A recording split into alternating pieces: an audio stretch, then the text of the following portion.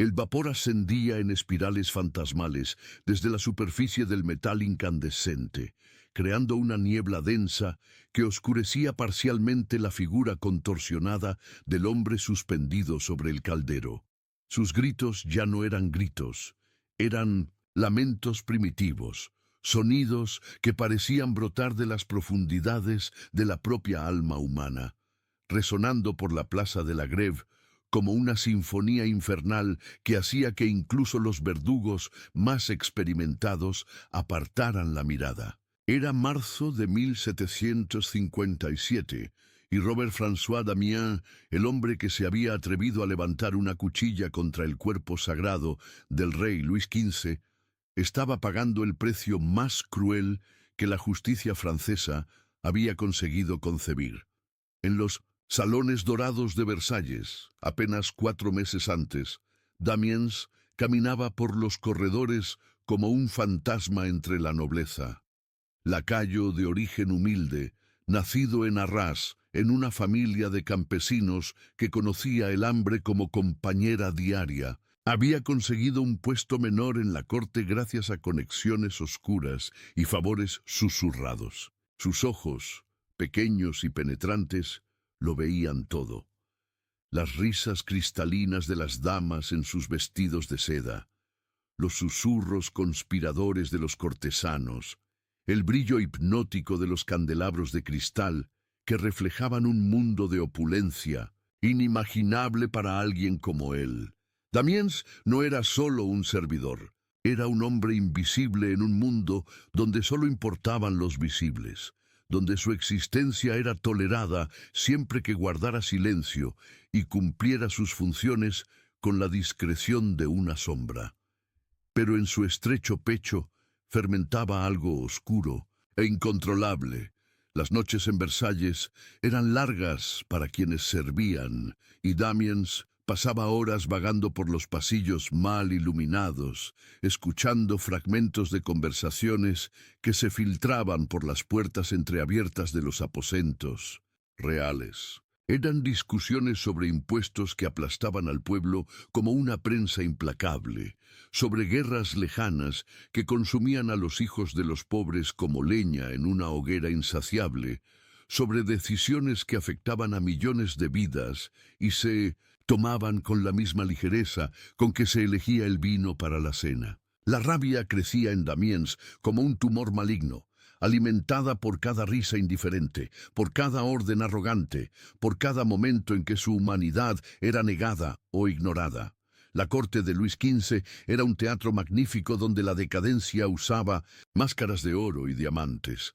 El rey, a sus 47 años, había perdido gran parte del vigor y la autoridad que habían marcado sus primeros años de reinado. Su rostro, antes considerado bello según los estándares de la época, mostraba ahora los señales inconfundibles de una vida dedicada a los excesos. Las mejillas ligeramente hinchadas por el vino constante, los ojos que habían perdido el brillo de la juventud y adquirido la opacidad de quien ha visto demasiado y siente demasiado poco. Sus manos, otrora firmes al sostener el cetro, temblaban casi imperceptiblemente cuando pensaba que nadie lo miraba, traicionando una vulnerabilidad que la etiqueta real no permitía mostrar. Madame de Pompadour, su amante oficial, notaba estos cambios con la perspicacia de quien había dedicado la vida a leer las sutilezas del poder. En sus cartas privadas a la duquesa de Luynes, describía con creciente preocupación cómo el rey parecía hundirse en una melancolía que ni los placeres carnales ni los juegos de naipes logran disipar. Luis XV se estaba convirtiendo en un hombre perseguido por presentimientos, atormentado por sueños en los que veía multitudes furiosas asaltando Versalles, donde escuchaba gritos de «muerte al tirano», retumbando por los jardines perfectamente cuidados, que eran su orgullo y su prisión. Fue en este ambiente de decadencia disfrazada y creciente tensión que Damiens pasó sus últimos meses como hombre libre. Observaba todo con la agudeza enfermiza, de quien se siente excluido del banquete de la vida, registrando mentalmente cada detalle de la hipocresía real.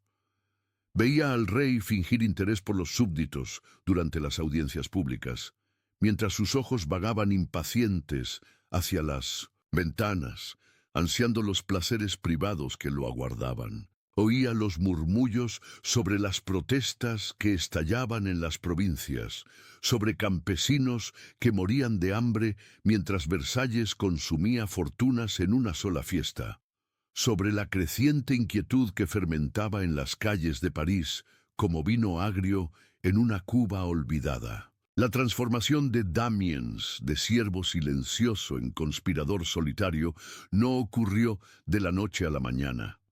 Fue un proceso gradual y atormentador, como una herida que se pudre lentamente bajo un vendaje limpio. Comenzó a frecuentar las tabernas sórdidas de París durante sus días libres, lugares donde hombres desesperados se reunían para beber vino barato y destilar su veneno contra la monarquía.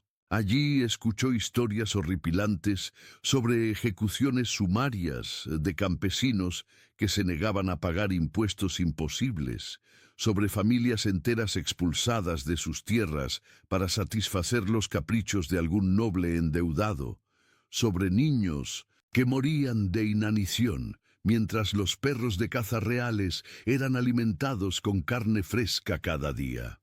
En enero de 1757, algo cambió definitivamente en Damiens. Testigos posteriores describirían sus ojos como los de un hombre poseído, brillando con una intensidad febril que hacía que la gente se apartara instintivamente. Había dejado de comer con regularidad, y su cuerpo, siempre delgado, se volvió casi esquelético. Sus manos temblaban constantemente, no por miedo, sino por una energía contenida que parecía a punto de explotar.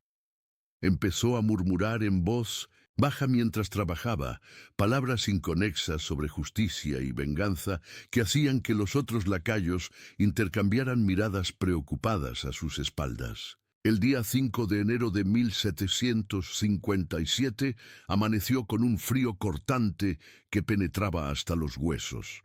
El invierno parisiense siempre había sido cruel, pero aquel año parecía particularmente implacable, como si la propia naturaleza conspirara para aumentar el sufrimiento general. Damiens se levantó antes del amanecer, como lo había hecho todos los días de los últimos meses, pero esta vez había una determinación glacial en sus movimientos. Se vistió con sus ropas más sencillas, no los librea coloridos que lo identificaban como sirviente real, sino las prendas grises y anónimas de un hombre común. En sus bolsillos escondió un cuchillo de hoja estrecha, no más grande que un puñal de mesa, pero afilado como la mismísima muerte. Durante toda la mañana, Damiens deambuló por las calles de Versalles como un espectro. Conocía cada corredor, cada puerta, cada escalera del palacio, y sabía exactamente cuándo y dónde el rey haría su aparición pública diaria. Luis XV mantenía una rutina casi religiosa de audiencias y compromisos, una agenda seguida con la precisión de un reloj suizo, y Damiens había pasado meses estudiando cada detalle de esa rutina con la obsesión de un estratega militar. A las 6 de la tarde, cuando el sol invernal ya se ocultaba detrás de los árboles desnudos de los jardines reales, Luis XV salió de sus aposentos privados rumbo al Gran Trianón, donde cenaría con un pequeño círculo de íntimos. Caminaba despacio, sin prisa, protegido solo por 2 guardias que mantenían una distancia respetuosa. El rey vestía un abrigo de terciopelo azul oscuro bordado con hilos de oro, y sus botas de cuero resonaban sobre el mármol pulido de los corredores. Había algo casi melancólico en su postura, los hombros ligeramente encorvados, la mirada perdida, como si cargara un peso invisible que crecía cada día. Damiens emergió de las sombras con la velocidad de una serpiente al acecho. No gritó, No pronunció ninguna de las frases grandiosas que había ensayado mentalmente durante meses. Simplemente avanzó en silencio mortal y enterró la hoja entre las costillas del rey, en un movimiento único y preciso que parecía ensayado 1000 veces. El metal atravesó el terciopelo y la carne con un sonido húmedo y sibilante, como tela rasgándose, y por un instante que pareció eterno, rey y asesino quedaron unidos por aquella hoja que los conectaba en un abrazo grotesco y definitivo. El grito de Luis XV resonó por los corredores de Versalles como el lamento de un alma arrancada del cuerpo. No fue un grito de dolor, sino un aullido primitivo de sorpresa y terror. El sonido que un hombre emite cuando comprende de repente que su mortalidad no es una teoría abstracta, sino una realidad tangible que acaba de penetrar su carne. Sus ojos se abrieron con una expresión de incredulidad absoluta, como si resultara imposible que alguien osara tocar el cuerpo sagrado del rey de Francia. La sangre comenzó a brotar entre sus dedos cuando presionó la mano contra la herida, tiñendo el terciopelo azul con un color casi negro a la tenue luz del corredor. Los guardias reales reaccionaron con la velocidad brutal de hombres entrenados para matar. Damiens no intentó huir. Se mantuvo inmóvil como una estatua, observando el resultado de su acto con una expresión que mezclaba satisfacción y horror. Cuando las manos de los guardias lo agarraron por los brazos, no opuso resistencia. Había una extraña serenidad en su rostro, como si finalmente hubiera encontrado un propósito que justificaba toda su existencia miserable. Su respiración era irregular, casi entrecortada, pero sus ojos brillaban con una luz que no había estado allí en años. La noticia del atentado se propagó por Versalles como un incendio en un campo seco. En cuestión de minutos, todo el palacio estaba en caos, con nobles corriendo por los pasillos en estado de pánico, damas desmayándose en brazos de sus caballeros y una atmósfera de terror absoluto flotando en cada sala, cada escalera, cada rincón donde antes reinaba la rutina dorada de la corte. El propio aire parecía haber cambiado, más denso, más opresivo, cargado de una tensión eléctrica que erizaba los cabellos en la nuca. Luis XV fue llevado de inmediato a sus aposentos privados, donde un equipo de médicos reales se apiñó sobre su cuerpo como buitres sobre una carroña.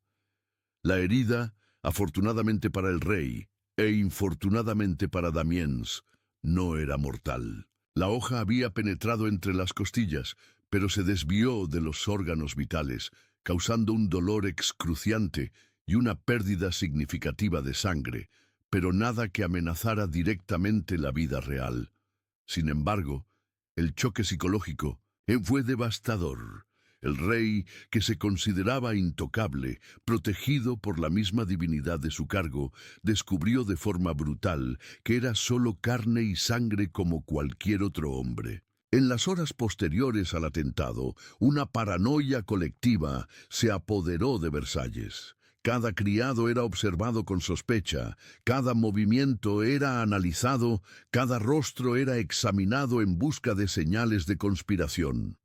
La corte, que siempre había vivido en una burbuja de seguridad artificial, descubrió de pronto que el mundo exterior había hallado una forma de penetrar sus defensas. Los nobles hablaban en susurros sobre rebeliones campesinas, sobre conspiraciones jesuíticas, sobre fuerzas ocultas que trabajaban para destruir la monarquía francesa.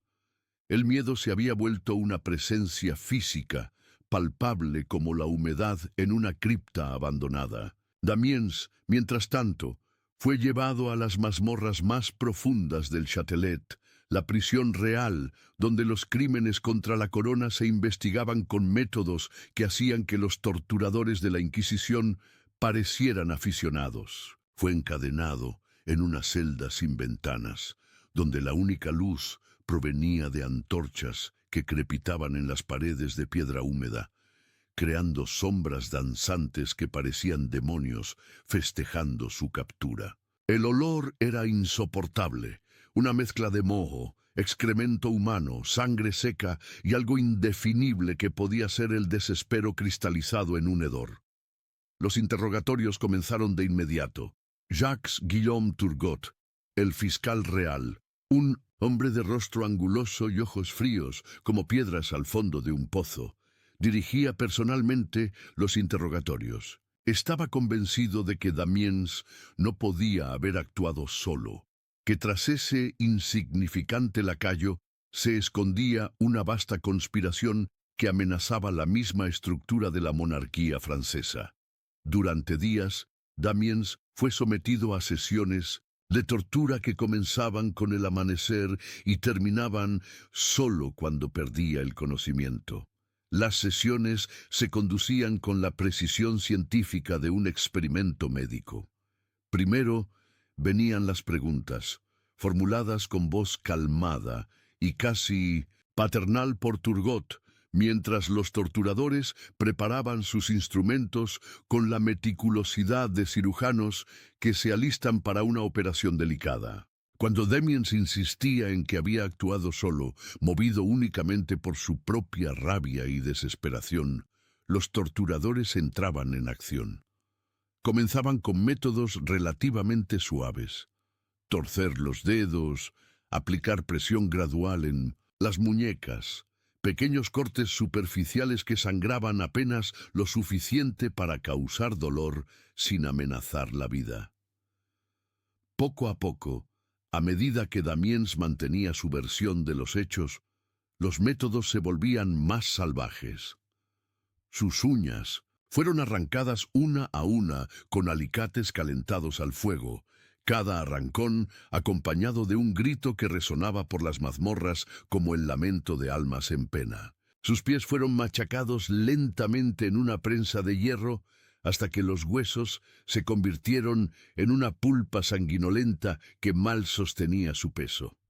Agujas al rojo vivo se insertaron bajo su piel en puntos elegidos específicamente para maximizar el dolor sin causar daños permanentes a los órganos vitales.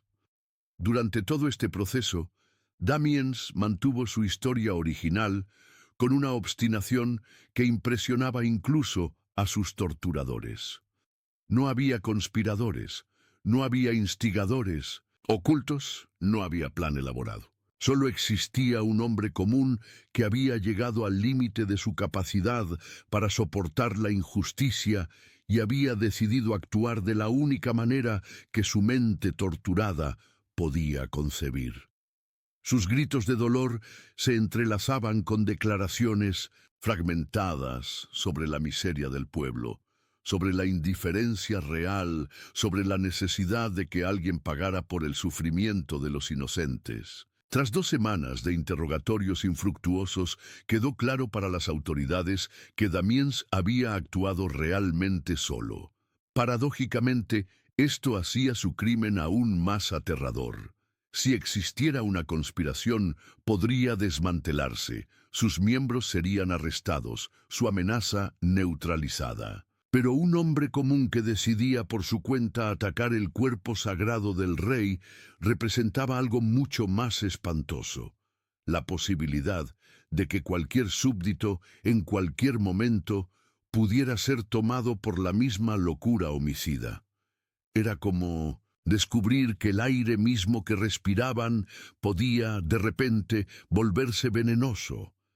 La decisión sobre el destino de Damiens se tomó en una reunión secreta entre Luis XV, aún recuperándose de sus heridas físicas y psicológicas, y sus consejeros más cercanos. El rey, siempre conocido por su relativa clemencia, mostraba ahora una sed de venganza que sorprendía incluso a los cortesanos más endurecidos. Sus ojos, antes melancólicos, ahora brillaban con una dureza mineral cuando hablaba del castigo que debía infligirse al hombre que se había atrevido a tocarlo, Quería que la ejecución de Damiens se convirtiera en un espectáculo tan horripilante que ningún francés olvidara jamás el precio de atentar contra la vida del rey. La sentencia pronunciada contra Robert François Damiens fue una obra maestra del sadismo legal. Sería llevado a la plaza de la Grève en un carro, desnudo de la cintura para arriba, donde sería sometido al suplicio más cruel que la creatividad humana hubiera logrado concebir. Primero, su mano derecha, la misma que empuñó el arma contra el rey, sería quemada con azufre derretido. Luego, su carne sería desgarrada con tenazas al rojo vivo en puntos específicos del cuerpo, y en las heridas abiertas se vertería una mezcla de plomo derretido, aceite hirviendo, pez hirviente, cera y azufre. Finalmente, sería atado a 4 caballos que tirarían en direcciones opuestas hasta que su cuerpo fuera literalmente descuartizado. La noticia de la ejecución se esparció por París como una plaga. Durante semanas fue el único tema en las tabernas, en los mercados, en las iglesias, en las casas de los nobles y en los humildes tugurios de los pobres. Algunos expresaban horror por la brutalidad de la sentencia. Otros la consideraban justa para un crimen tan atroz. Pero todos, absolutamente todos, sabían que estarían presentes en la plaza de la Grève el día señalado para la ejecución. Era como si toda la población de París hubiera sido hipnotizada por una curiosidad mórbida que superaba cualquier consideración moral o humana. En los días previos a la ejecución, Damiens fue mantenido en una celda especial, alimentado, con la ración mínima necesaria para mantenerlo vivo y consciente, pero no lo bastante para darle fuerzas para resistir lo que estaba por venir. Había cambiado físicamente de forma dramática durante los meses de encarcelamiento. Su cuerpo, siempre delgado, ahora era solo piel y huesos, sus costillas visibles a través de la piel pálida y translúcida. Su cabello, originalmente castaño, se había vuelto completamente blanco, y su barba había crecido de forma irregular, dándole la apariencia de un profeta loco emergiendo del desierto. Pero eran sus ojos los que causaban mayor impacto a los pocos que tenían acceso a su celda. Ya no eran los ojos brillantes de rabia que lo habían caracterizado en sus últimos meses en Versalles. Ahora había algo casi sobrenatural en ellos, una profundidad que parecía mirar a través de las personas, a través de las paredes, a través de la propia realidad. Algunos guardias juraban que conversaba con entidades invisibles, gesticulando hacia los rincones vacíos de la celda y respondiendo a preguntas que nadie había formulado. Otros afirmaban haber escuchado risas provenientes de su celda durante las primeras horas de la mañana, risas que no tenían nada de humano y que helaban la sangre de quien las oía. El sacerdote designado para administrar los últimos sacramentos, Damiens, describió posteriormente el encuentro como una de las experiencias más perturbadoras de toda su carrera clerical. Damiens escuchaba las oraciones con una atención casi sobrenatural, pero sus respuestas a las preguntas sobre arrepentimiento y salvación eran enigmáticas y filosóficas de una manera que parecía imposible para un hombre de su limitada educación. Hablaba de ciclos de violencia, de la naturaleza corrupta del poder, de la inevitabilidad de la revolución, con una elocuencia que dejaba al sacerdote perplejo y vagamente atemorizado. La mañana del 28 de marzo de 1757 amaneció con un cielo gris y amenazador, como si las propias nubes se negaran a permitir que el sol iluminara el espectáculo que estaba a punto de ocurrir.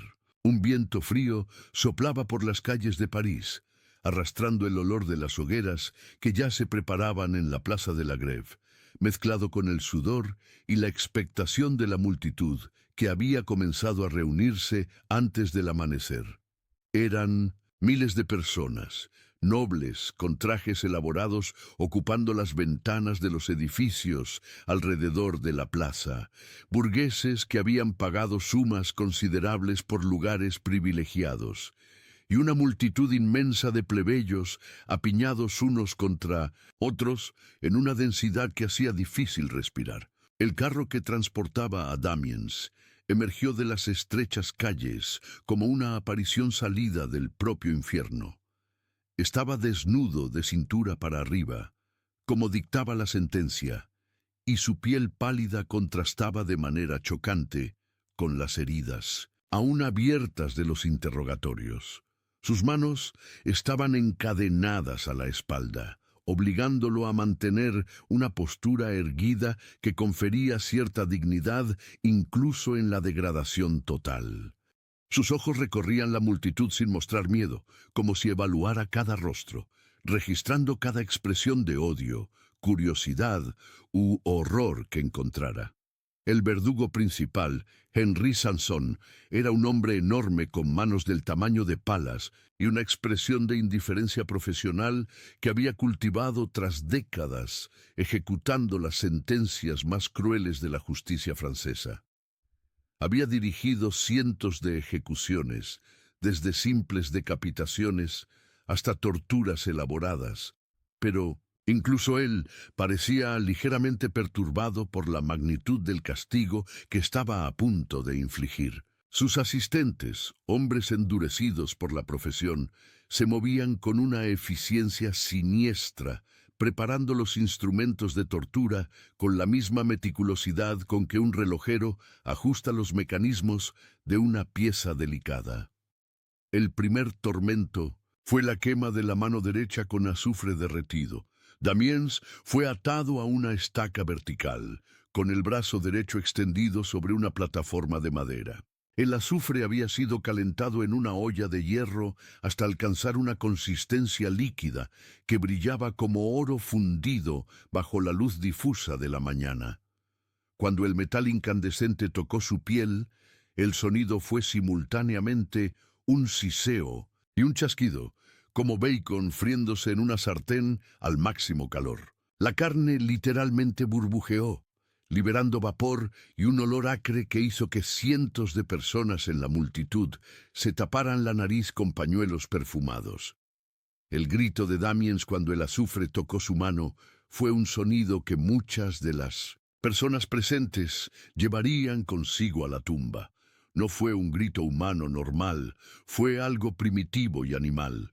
Un sonido que parecía brotar de las profundidades de un dolor tan intenso que trascendía los límites de la experiencia humana habitual. Su cabeza se echó hacia atrás con tanta fuerza que golpeó la estaca de madera y la sangre comenzó a brotar por la parte posterior de su cráneo, mezclándose con el sudor que brotaba de cada poro de su cuerpo. Pero lo más perturbador no fue el grito. Fue lo que vino después, cuando el dolor inicial cedió y fue reemplazado por una agonía constante y palpitante. Damiens comenzó a reír. No era una risa histérica o demencial, sino algo grave y gutural, que parecía venir de un lugar mucho más profundo que su garganta.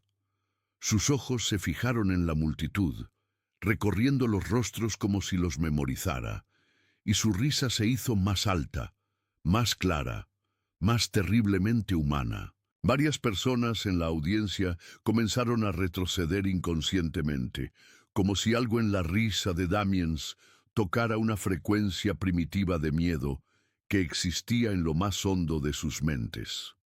El segundo tormento consistió en el uso de tenazas al rojo vivo para desgarrar su carne en puntos específicos del cuerpo.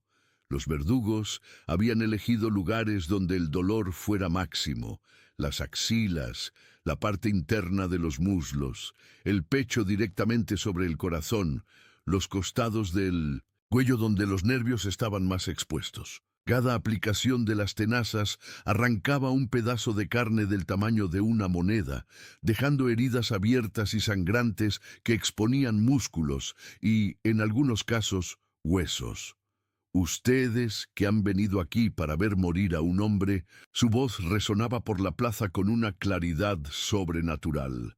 Recuerden que cada gota de mi sangre es una semilla sembrada en la tierra francesa. Creen que están matando una rebelión, pero solo la están alimentando. Mis hijos que aún no han nacido, crecerán en un mundo donde los reyes sangren como hombres comunes, donde los palacios ardan como cabañas de campesinos. Durante 20 minutos más, el torso de Damiens permaneció vivo, sus ojos recorriendo metódicamente la multitud como si estuviera memorizando cada rostro para algún propósito futuro y terrible. Sus pupilas se dilataban y contraían en un ritmo que no correspondía a la luz ambiente, y algunos observadores cercanos juraron haber visto reflejos de imágenes imposibles en la superficie de sus ojos. Visiones de ciudades en llamas, de multitudes furiosas, de palacios desmoronándose en una destrucción apocalíptica.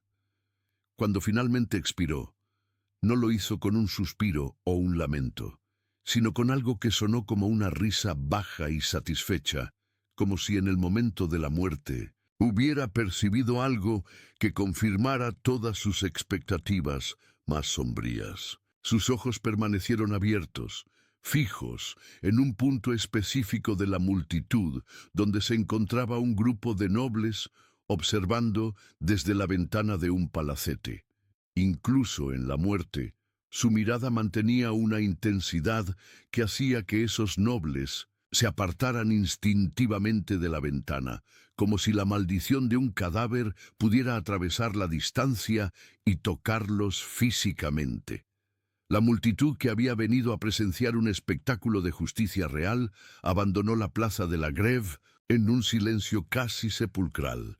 No hubo los gritos de aprobación ni las celebraciones que normalmente seguían a una ejecución pública. En su lugar reinaba una atmósfera de incomodidad profunda, como si todos hubieran presenciado algo que trascendía los límites de un castigo común y entraba en el territorio de lo sobrenatural.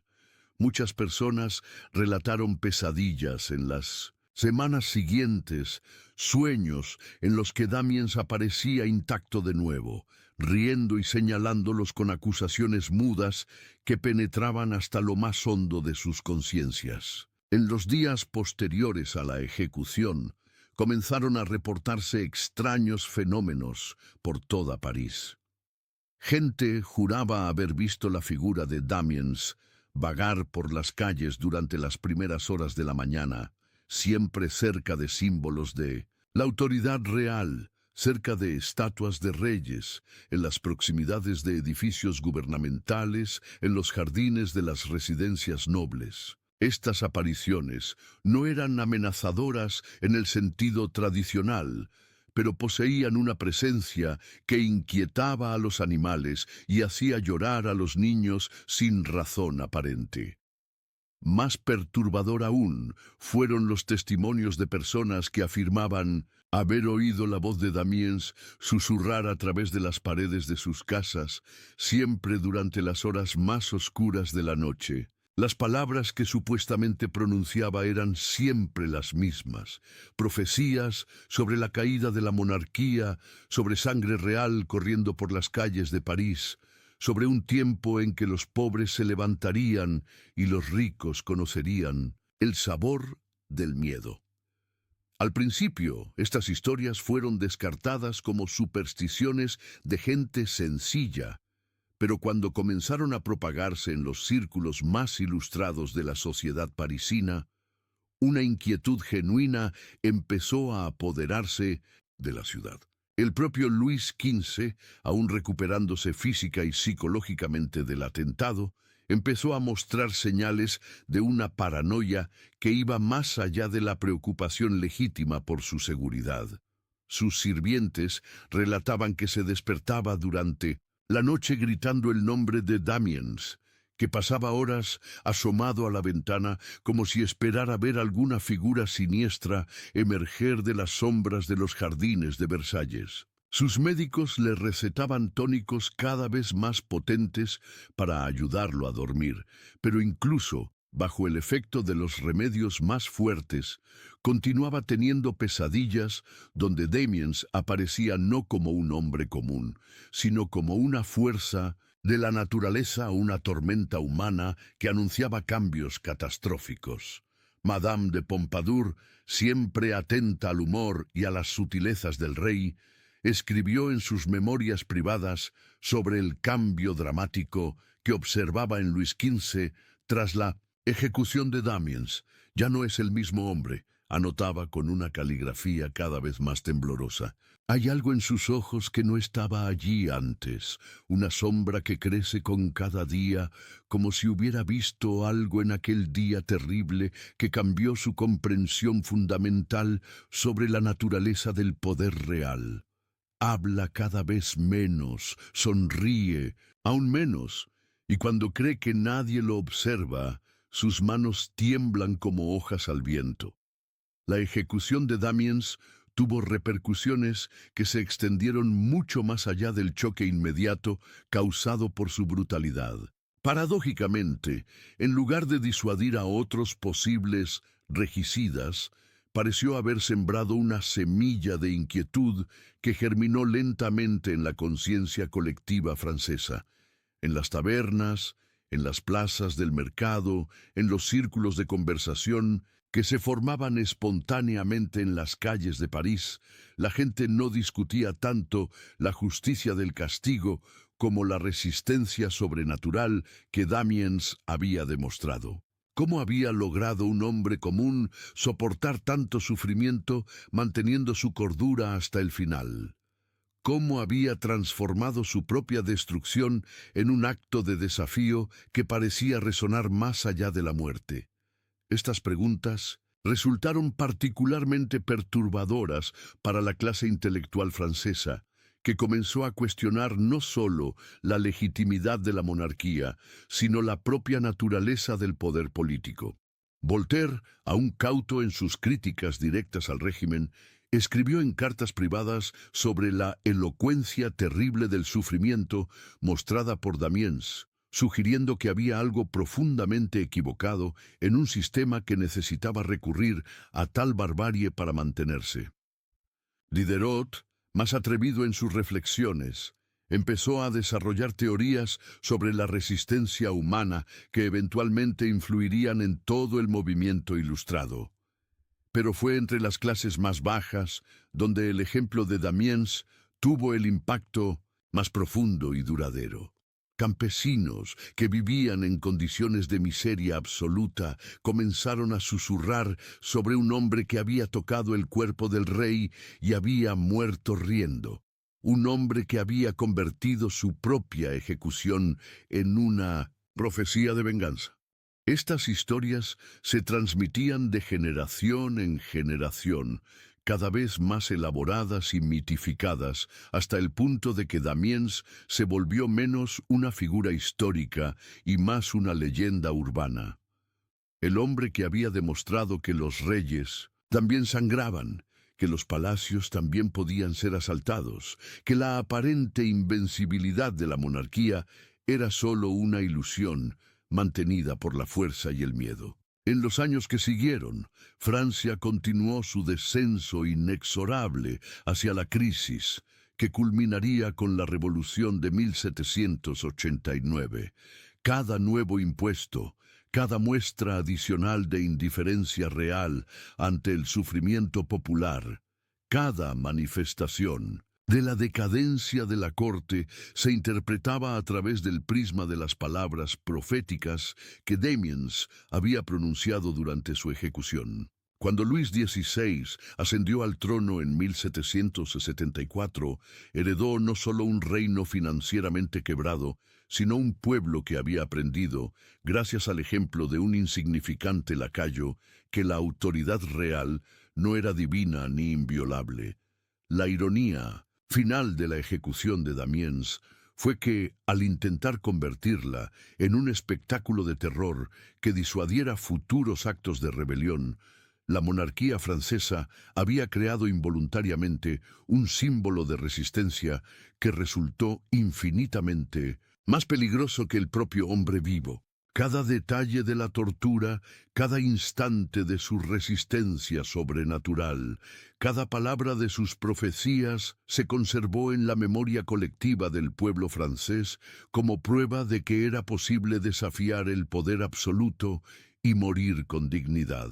Cuando finalmente estalló la revolución en 1789, muchos de los revolucionarios que tomaron la Bastilla y marcharon sobre Versalles llevaban consigo, consciente o inconscientemente, el ejemplo de Robert François Damiens. Habían aprendido que los reyes eran mortales, que los palacios podían ser asaltados, que la aparente invencibilidad de la aristocracia era sólo una fachada mantenida por el miedo y la tradición.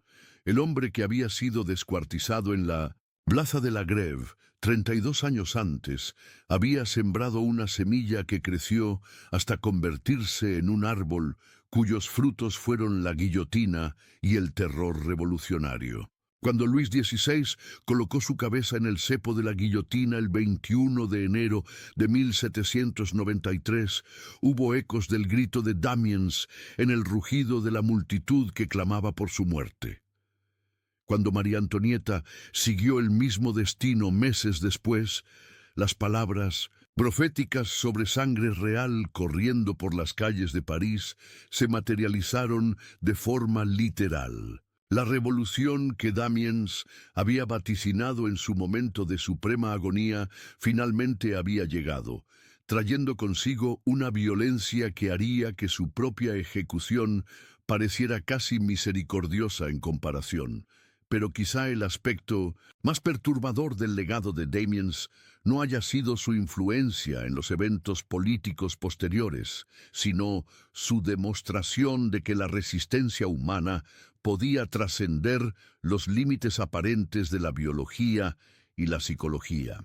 Su capacidad de conservar la lucidez y la articulación a través de una tortura que debería haber destruido cualquier mente humana normal sugería posibilidades terroríficas sobre el potencial latente de la conciencia humana cuando se enfrenta a situaciones extremas. Médicos y filósofos de la época se vieron obligados a reconsiderar sus teorías sobre la relación entre el dolor físico y la conciencia mental. Si un hombre común podía soportar tanto sufrimiento manteniendo no solo su cordura, sino también su capacidad de reflexión profunda y expresión articulada, ¿qué otros límites aparentemente absolutos podrían ser solo ilusiones? La ejecución de Damiens no solo desafió la autoridad política de la monarquía francesa, sino que también puso en tela de juicio premisas fundamentales sobre la naturaleza de la experiencia humana. En los registros médicos preservados de la época, hay informes de experimentos posteriores en los que se sometió a prisioneros a torturas similares en un intento de replicar la resistencia mostrada por Damiens. Todos esos experimentos fracasaron. Los demás hombres morían rápidamente o perdían la conciencia mucho antes de alcanzar los niveles de sufrimiento que Damiens había soportado. Esto llevó a algunos observadores a especular si había algo único en su constitución física o mental, o si su experiencia había sido influenciada por factores que trascendían el entendimiento científico de la época.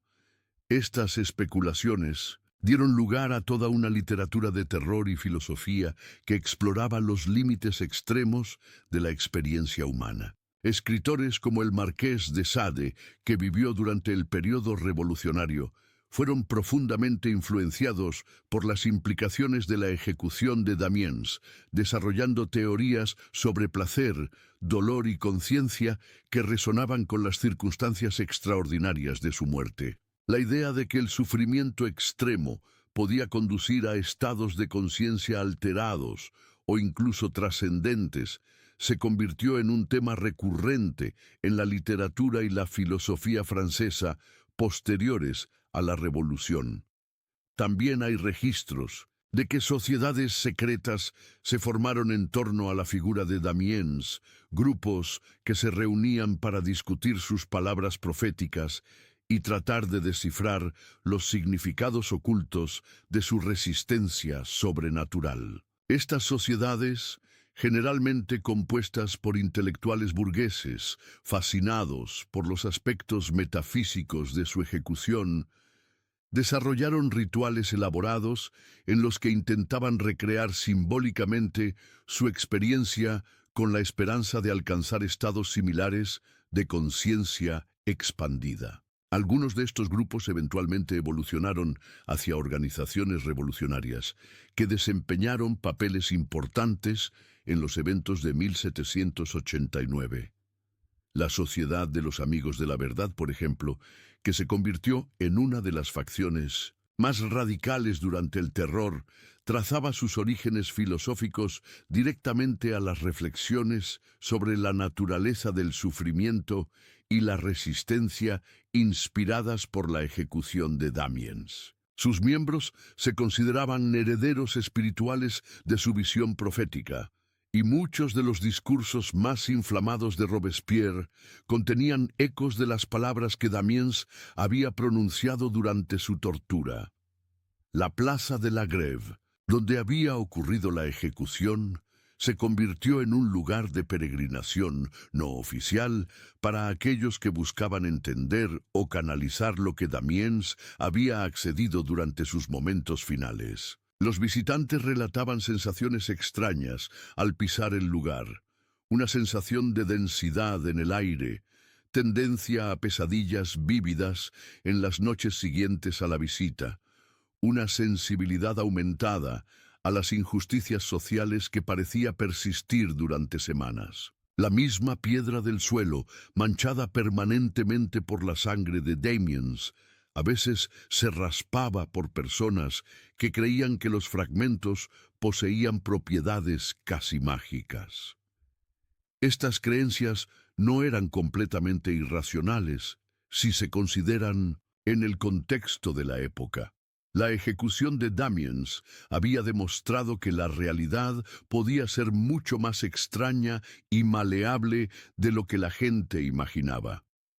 Si un hombre común podía trascender los límites aparentes de la resistencia humana mediante la fuerza de su convicción, ¿qué otras imposibilidades aparentes podrían superarse mediante la voluntad y la determinación adecuadas? Esta pregunta asombró la imaginación francesa durante décadas, contribuyendo a una atmósfera de posibilidades revolucionarias que eventualmente se materializaron en forma de cambios políticos y sociales radicales.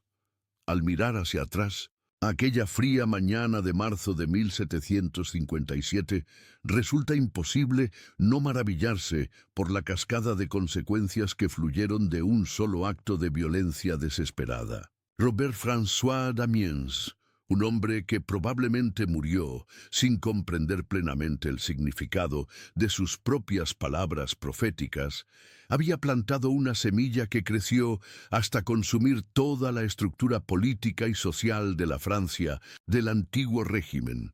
Su ejecución reveló no solo la brutalidad del sistema que pretendía defender, sino también la fragilidad fundamental de ese mismo sistema.